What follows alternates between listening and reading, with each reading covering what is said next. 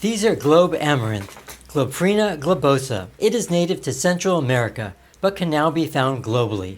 The dried, long-lasting, colorful flowers are used in Hawaii for making leis, in Nepal for garlands to celebrate Brothers' Day, as well as being popular in potpourri mixes and herbal teas. Now let's grow the seeds. Remove the dried flowers from the flower stems.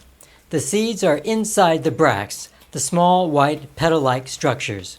You can remove the bracts by gently rubbing the flower. Note, you want to use the part of the flower that has already turned white, as these are where the mature seeds are.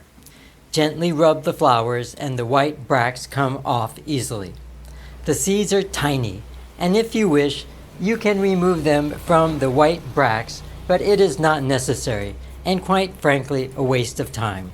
I am liberally sprinkling the white bracts into a container with pre-moistened potting medium that is made up of a mixture of local soil, potting soil, and core, coconut husk fiber.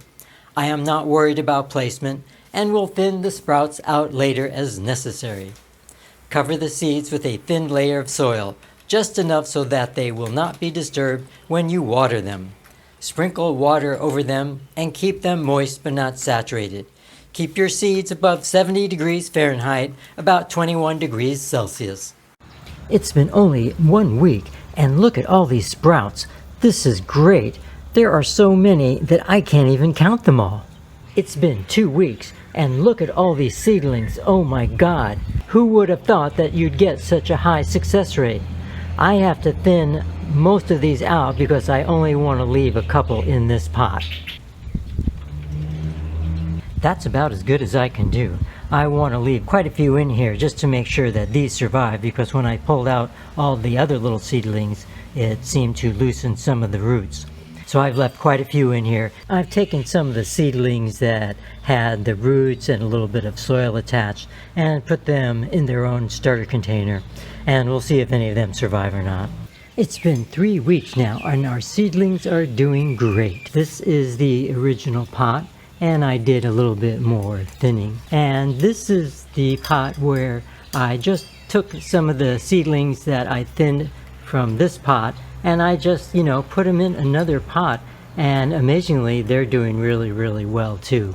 They get a couple hours of strong morning light, and for the rest of the day, they get a lot of indirect light. It was my experience that Globe Amaranth seeds grow easily and quickly and have a surprisingly high germination success rate.